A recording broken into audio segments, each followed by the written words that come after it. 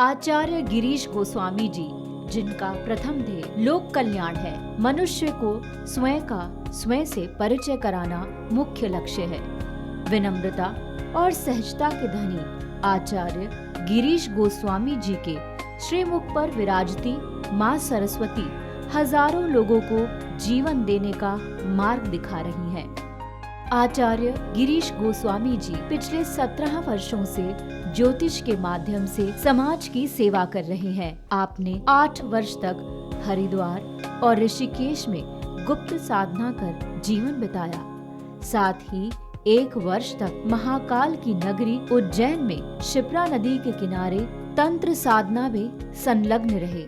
आचार्य गिरीश गोस्वामी जी को ज्योतिष विद्या में महारत हासिल है, जिसके माध्यम से वे जीवन और ज्योतिष के गूढ़ रहस्यों को जानने हेतु निरंतर खोज कर रहे हैं। लोगों के कल्याण और समाज के उत्थान हेतु देवभूमि हरिद्वार में स्थित आश्रम में आपके द्वारा कई सेवा प्रकल्प चलाए जा रहे हैं। साथ ही साईं वैदिक संस्थान के अंतर्गत समय समय पर उज्जैन और ऋषिकेश जैसे कई शहरों में आचार्य जी द्वारा शिविर लगाए जा रहे हैं, जहां हजारों की संख्या में लोग मानसिक एवं शारीरिक कष्टों से मुक्ति पा रहे हैं। अगर आपका किसी कारण से हमारे इस प्रोग्राम में संपर्क नहीं हो पाता है और आप अपनी समस्या को गुप्त भी रखना चाहते हैं, तो आप हमारे संस्थान के ईमेल पर अपनी पूरी जानकारी दे सकते हैं। आप हमें अपनी date of birth, time, place of birth और फोन नंबर मेल कर दें। आपकी जानकारी प्राप्त होने पर संस्थान द्वारा संपर्क किया जाएगा। हमारी ईमेल आईडी है care.saivedic@gmail.com। नमस्कार दर्शकों, सुख सागर प्रोग्राम में आपका फिर मैं स्वागत करता हूं। अभिनंदन है आप सबका। रोजाना की तरह इसी समय इसी चैनल पे हमारा ये प्रोग्राम होता है और आचार्य जी के माध्यम से ज्ञान गंगा प्राप्त होती है, दुखों का निवारण होता है, जन्म पत्री के माध्यम से, साधना के माध्यम से आप सब अपनी जानकारियां लिखवाते हैं और आपको समाधान मिलता है। तो रोजाना की तरह हम आज भी स्वागत करेंगे ज्योतिष आचार्य श्री गिरीश गोस्वामी जी का। बहुत बहुत स्वागत है आचार्य जी। धन्यवाद। तो आज आचार्य जी हम ये जानना चाहेंगे कि माँ लक्ष्मी जी, उनको हम कैसे प्रसन्न कर सकते हैं। ऐसे क्या छोटे छोटे उपाय हैं कि लक्ष्मी जी को प्रसन्न किया जाए, क्योंकि लक्ष्मी आजकल के समय में हर व्यक्ति इच्छा रखते हैं कि लक्ष्मी हो, लक्ष्मी से ही सारे कार्य होते हैं। जी जी जी देखिए रजत जी, बहुत अच्छा प्रश्न किया कि लक्ष्मी को कैसे प्रसन्न किया जा सकता है। बहुत सारे लोग जो मेरे पास आते हैं, आपके पास में मेल्स आती होंगी और सब, कि आचार्य जी काम बहुत करते हैं लेकिन मेहनत बहुत करते हैं, पैसा भी आता है लेकिन रुकता नहीं है। जी ठीक है ना, मेहनत करते हैं लेकिन पैसा अर्थात परिश्रम का फल मिलता नहीं है। जी, ये वाकई आपने ठीक कहा कि लक्ष्मी को प्रसन्न कैसे किया जाए। तो लक्ष्मी को प्रसन्न करने के कुछ विशेष समाधान हैं।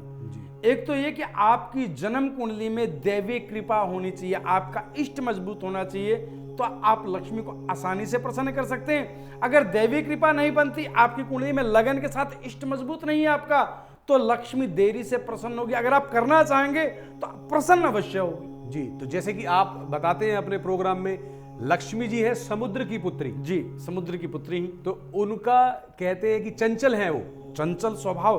दरअसल लक्ष्मी जी का जो स्वभाव है वो शुरू से ही चंचल है, क्योंकि समुद्र की पुत्री है, समुद्र से ही उत्पन्न हुई थी। समुद्र जैसे एक सतह पर, एक जगह पर ठहराव नहीं रख सकता, वो हर वक्त चंचल, बड़े उद्वेग में, बड़ी लहरों में बटा रहता है। उन्हीं की पुत्री है, तो वो स्वभाव उनमें आना स्वाभाविक है। तो लक्ष्मी चंचल है और उन्हें आप प्रसन्न कर सकते हैं शीघ्र अतिशीघ्र।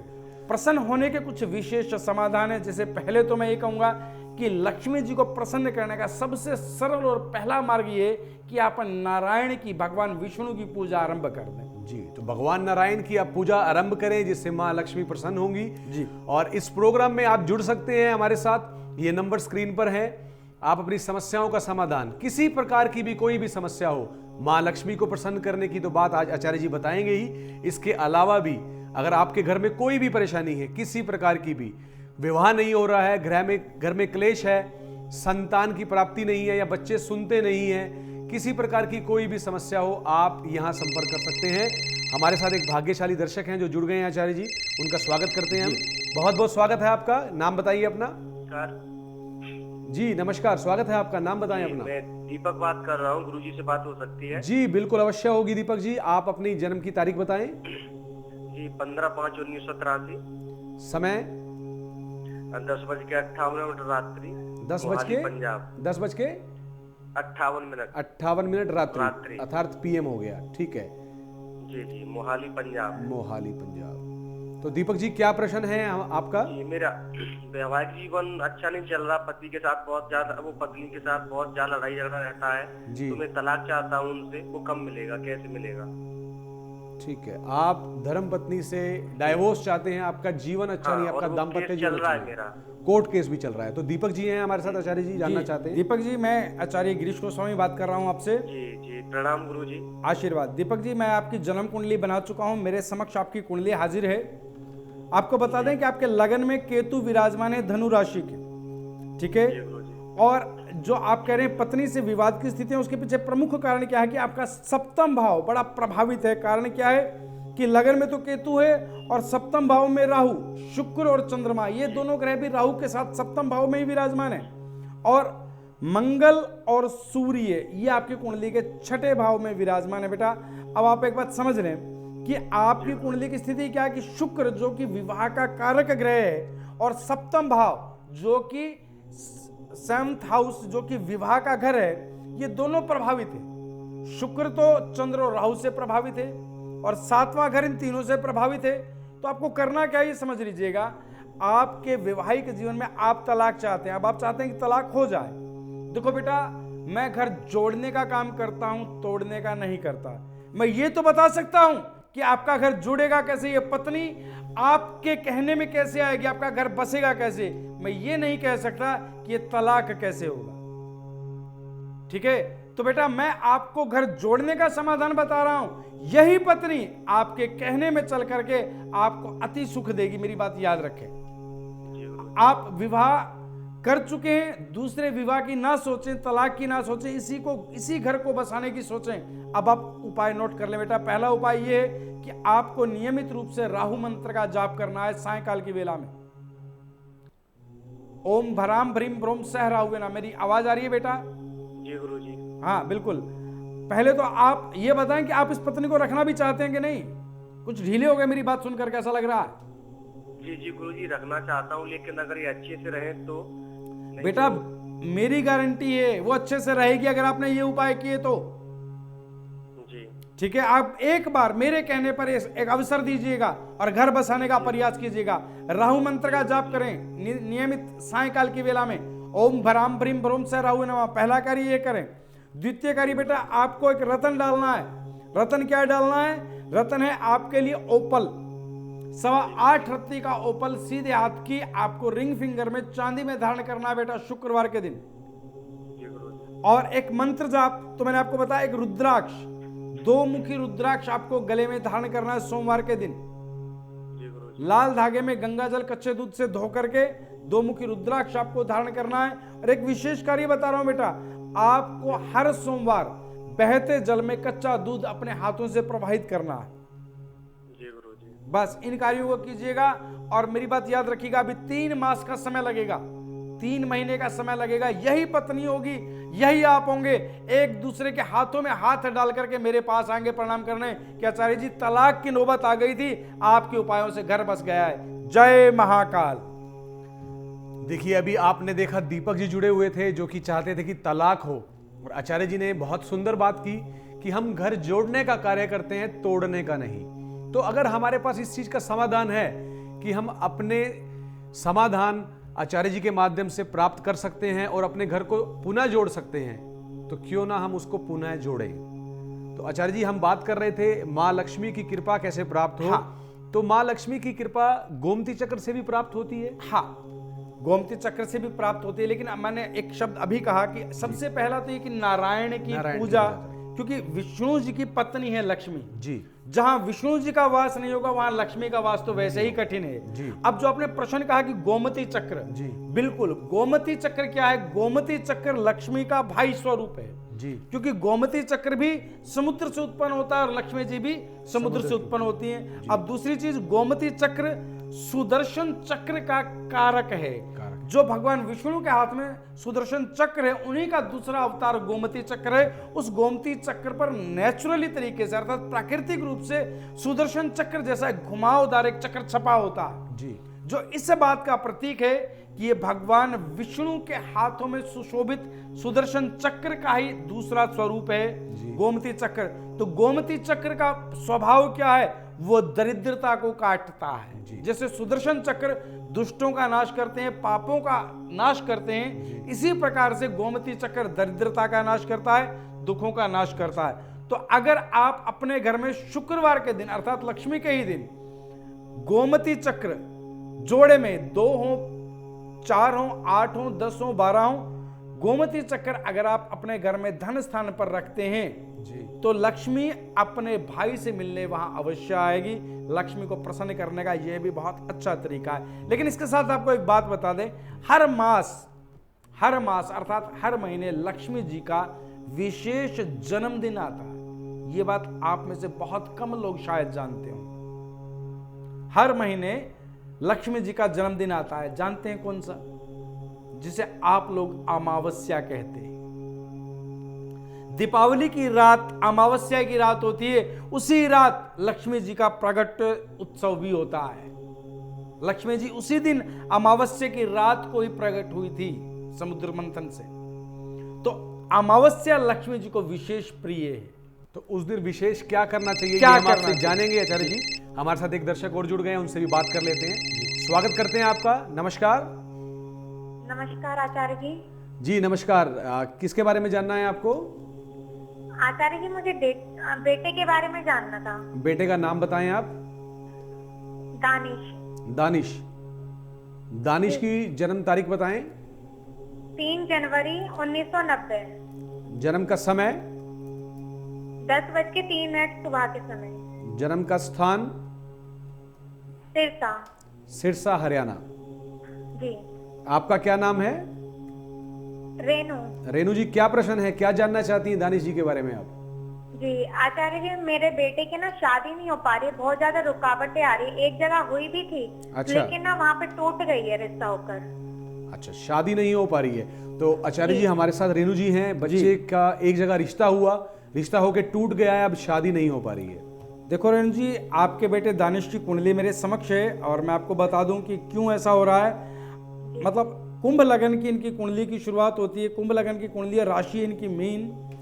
अब स्थिति क्या है कि इनके सप्तम भाव में सूर्य की राशि सिंह विराजमान है और सूर्य जो बैठे हैं वो एकादश भाव में शनि के साथ विराजमान है। ये प्रमुख कारण है कि इनके बेटे का विवाह होकर के संपन्न होकर के भी पूर्ण नहीं चल पा रहा है, क्योंकि 7th हाउस में सूर्य की स्थिति का शुभ होना शुभ नहीं माना जाता और आपके बेटे की कुंडली में 7वें घर में सूर्य की राशि सिंह विराजमान है।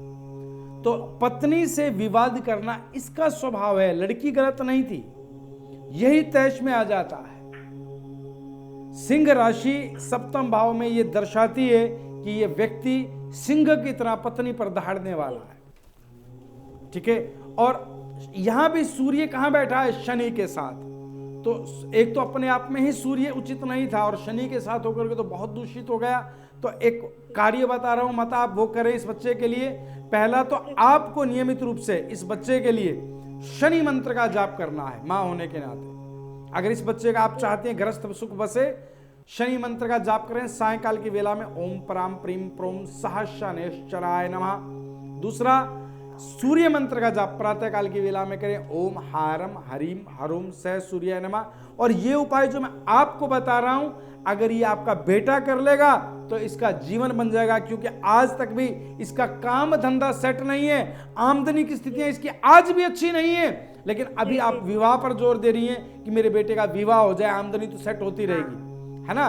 तो बेटा इसकी आमदनी भी सेट हो जाएगी अगर ये उपाय इसने स्वयं किए तो सूर्य मंत्र का जाप सुबह, शनि मंत्र का जाप सायंकाल की वेला में।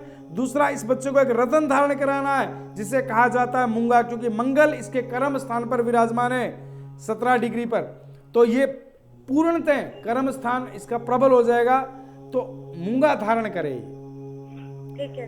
मूंगा 7.25 रत्ती का सीधे हाथ के रिंग फिंगर में, तांबे में या सोने में मंगलवार प्रातःकाल की वेला में धारण कराएं। इस बच्चे को बोलें कि हर शनिवार शनि मंदिर में जाकर के तेल चढ़ाए और काले तिल का दान करे अपने हाथ से। ठीक है गुरुजी, करा देंगे। और 10 मुखी रुद्राक्ष ये बच्चा गले में धारण कर ले सोमवार प्रातःकाल की वेला में। और ये उपाय अगर इनमें से कोई भी उपाय आपका बेटा नहीं करता तो आप कीजिएगा। ये रुद्राक्ष भी आप धारण कीजिएगा, ये मूंगा भी आप धारण कीजिएगा अपने पुत्र के निमित्त, और इसी तरह से इन उपायों को आप कीजिएगा। आपके बेटे का गृहस्थ जीवन तो बसेगा ही, आमदनी की स्थितियां भी अच्छी हो जाएंगी। हरिओम।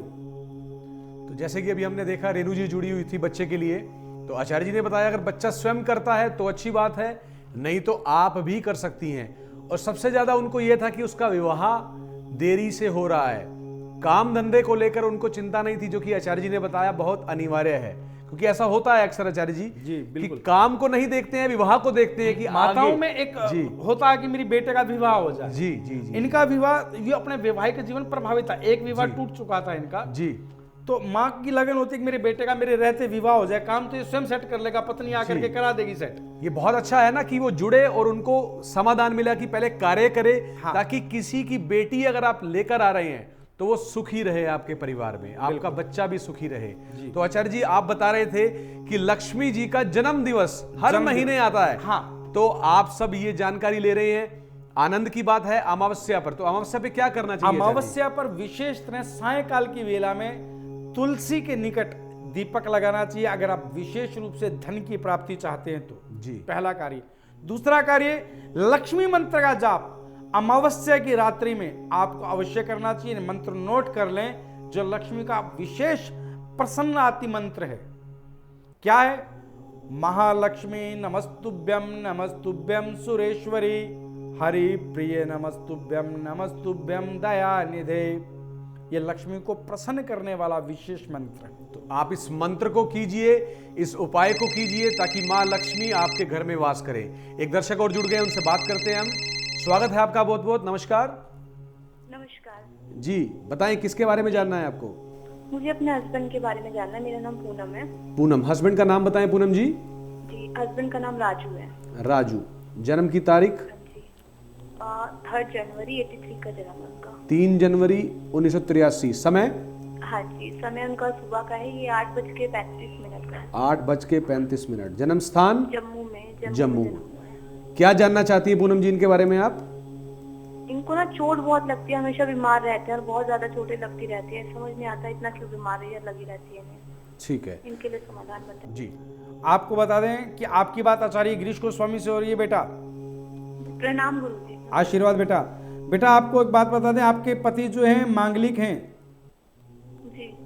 मंगल लगन में, मकर लगन की कुंडली है इनकी, और मंगल बुध शुक्र लगन में आपने कहा कि बीमार रहते हैं और कुछ दुर्घटनाओं की स्थिति बनती है।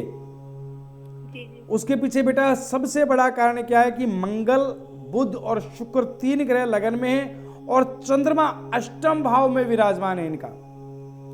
चंद्रमा अष्टम भाव में स्वास्थ्य की स्थिति को प्रभावित करता है, चाहे सूर्य हो अष्टम भाव में या चंद्रमा, ये दोनों ही स्वास्थ्य को प्रभावित करते हैं। तो उसके लिए बेटा मैं आपको समाधान बता रहा हूं। इनके जीवन में स्थिति क्या है कि बार बार स्वास्थ्य की स्थिति प्रभावित हो रही है, क्योंकि इनका इम्यूनिटी सिस्टम बहुत कमजोर है, और इस समय इनके ऊपर चंद्रमा की महादशा भी चल रही है। तो इनको करना क्या है? नियमित रूप से एक विशेष मंत्र जाप करना है, जिसे कहा जाता है शनि मंत्र। ओम प्राम प्रीम प्रोम सह शनेश्वराय नमः। इस मंत्र का जाप करें, और एक रतन इनको धारण करना है बेटा, चंद्रकांत मणि। चंद्रकांत मणि सीधे हाथ की सबसे छोटी उंगली में सोमवार सायकाल की वेला में इनको धारण करना। अगर 6 से 7 रत्ती हो तो बेहद लाभकारी है, चांदी में धारण करें। इनको हर बुधवार एक कार्य विशेष कर रहा है, क्योंकि बुध इनके लगन में मंगल और शुक्र के साथ आकर के प्रभावित कर रहा है लगन को। तो हर बुधवार इनको हरा चारा गायों को डालना है अपने हाथ से, और एक रुद्राक्ष इन्हें गले में धारण करना चाहिए, जिसे एक मुखी रुद्राक्ष कहा जाता है। एक मुखी रुद्राक्ष चंद्राकार का इनके स्वास्थ्य के लिए और दुर्घटनाओं संबंधी स्थितियों के लिए विशेष लाभकारी है। इनकी एक स्थिति ये भी है कि धूम्रपान या कोई व्यसन और बहुत अधिक मात्रा में करते हैं कि नहीं बेटा? जी बिल्कुल बिल्कुल सही बता रहे हैं आप। हाँ, क्योंकि इनकी कुंडली में एकादश भाव में गुरु व्यसन योग उत्पन्न कर रहा है, क्योंकि जहां गुरु विराजमान है वृश्चिक राशि के, और वृश्चिक राशि के स्वामी मंगल शुक्र के साथ लगन और बुध लगन में शुक्र और बुध के साथ विराजमान है, तो यहाँ की एक स्थिति बनती है कि व्यसन योग बनता है। तो इसके लिए भी मैं एक समाधान ये बताऊंगा कि आपके पति के सिर से शनिवार सायंकाल की वेला में 10 लौंग सिर से वार करके बहते जल में प्रवाहित किया करें। आपके पति का स्वास्थ्य भी ठीक रहेगा, दुर्घटनाओं संबंधी स्थितियां भी इनकी ठीक होती चली जाएंगी। जय महाकाल। तो पूनम जी आप ये उपाय को कीजिएगा ताकि राजू जी की समस्याएं दूर हो, उनका जो नशा है वो छूटे, स्वास्थ्य ठीक रहे। आप सभी दर्शक से मैं अनुरोध करूंगा, आप स्क्रीन पे 2 नंबर देख रहे हैं, आप किसी भी नंबर पे संपर्क कीजिएगा। आप चिंता मत कीजिएगा, आपका संपर्क होगा, आश्रम में होगा, आप अपनी जानकारी भी लिखवा सकते हैं और आप अपने जितनी भी समस्याएं हैं उनका समाधान हमारे आचार्य जी से पा सकते हैं। आचार्य जी एक दर्शक और जुड़ गए, उनका भी स्वागत कर लेते हैं। जी बिल्कुल जी नमस्कार। नमस्कार गुरु जी। जी अपना नाम बताएं आप। जी मुझे अपने बेटे के बारे में जानना चाह रहा हूँ। हाँ बेटे का नाम बताएं आप। हाँ बेटे का नाम है रोहन। रोहन, जन्म की तारीख बताएं रोहन जी की। 18 दिसंबर जी। 1994। समय क्या है? समय है 7:25 शाम के समय। जन्म स्थान? कोटा राजस्थान। क्या प्रश्न है, क्या जानना चाहते हैं रोहन जी के बारे प्रश्न में? ये है कि मेरा बेटा जो है बात नहीं मानता है और गलत रास्ते पे चल पड़ा है। अच्छा कोई भी काम जो कहते हैं तो कहने से मना कर देता है। जी। और आपका क्या नाम है? मेरा नाम सौरभ है। ठीक है आचार्य जी, सौरभ जी हैं हमारे साथ। जी। रोहन के बारे में जानना चाहते हैं। बिल्कुल, बच्चा बिल्कुल। सुनता नहीं है इनकी बात और गलत संगत में भी है। मैं जी, बिल्कुल इनकी बात सुन रहा था और इनके लिए जन्म कुंडली तैयार कर ली है मैंने, ताकि इनकी समस्या का समाधान किया जा सके। जी जी देखो आपके बेटे की बात समस्या यही कि वो आपकी बात नहीं सुनता, बस आप इस बात से बड़े जी। परेशान हैं।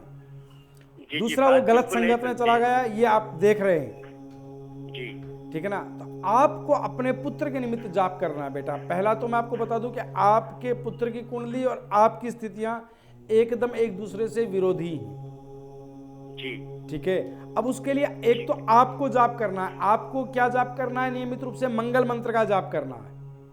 जी ओम कराम क्रीम क्रोम सह भौमाय नमः। मंगल मंत्र का आप जाप करें और प्रयास करें कि आपका बेटा सूर्य मंत्र का जाप करे। अगर बेटा ना करे तो आप भी सूर्य मंत्र का जाप कर सकते हैं मंगल मंत्र के साथ। ओम हारम हरीम हरुम सह सूर्याय नमः।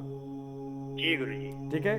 अब दूसरी स्थिति, आप अपने बेटे के गले में 3 मुखी रुद्राक्ष धारण कराएं। अगर वो नहीं करता है तो आप 7 मुखी रुद्राक्ष धारण कीजिएगा गले में, जी ठीक है। और एक रतन जो कि आप ही को डालना है, ठीक है।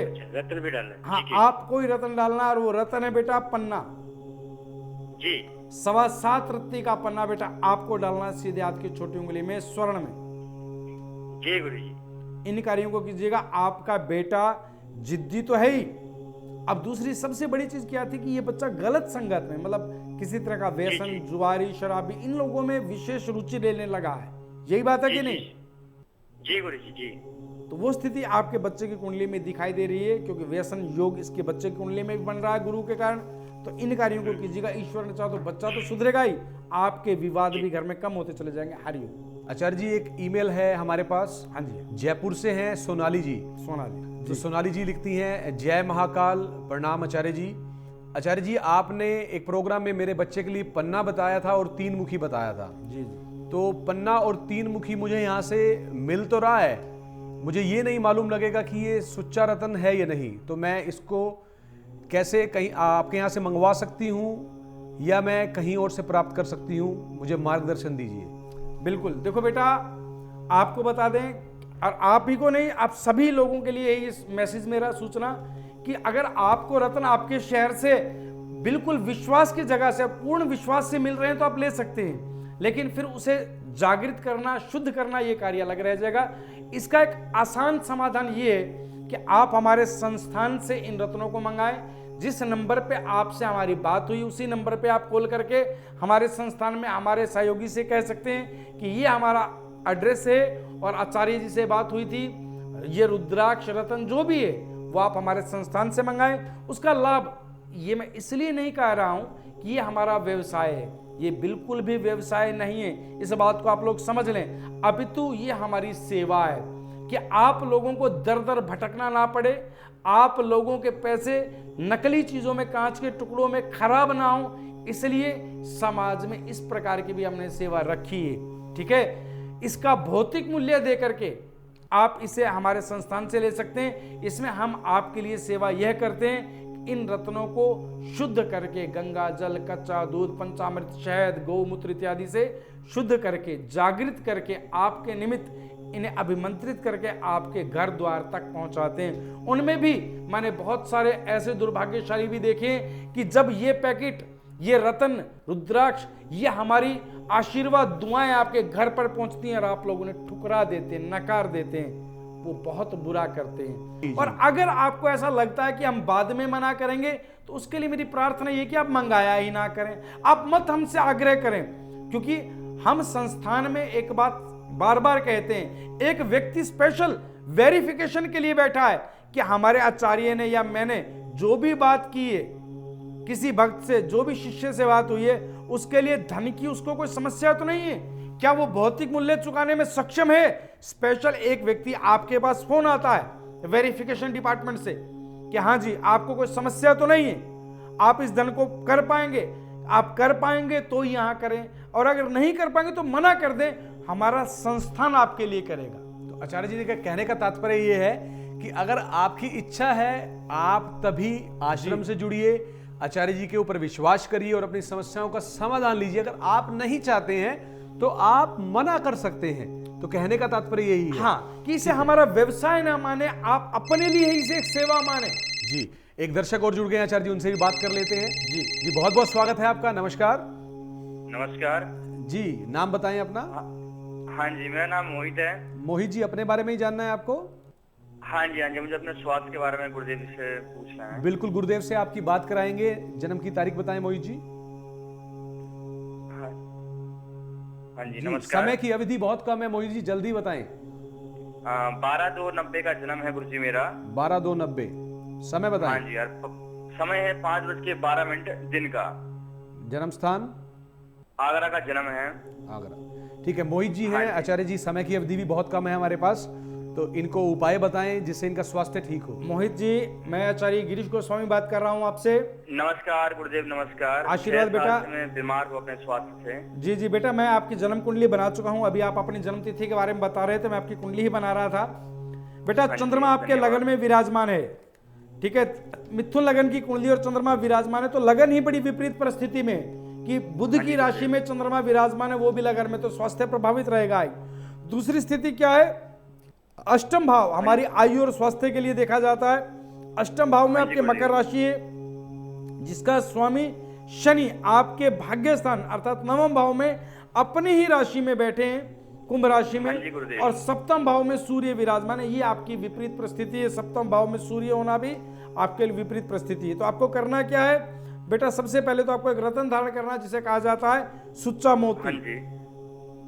सुच्चा मोती धारण करें आप 7 से 8 रत्ते का, सीधे हाथ की छोटी उंगली में, और एक विशेष मंत्र जाप आपको करते रहना नियमित प्रातःकाल की वेला में। ओम हारम हरिम हरोम सह सूर्याय नमः। और अंत में आपको बता देता हूं बेटा, आपको एक विशेष रुद्राक्ष धारण करना है, जिसे कहा जाता है पंचमुखी।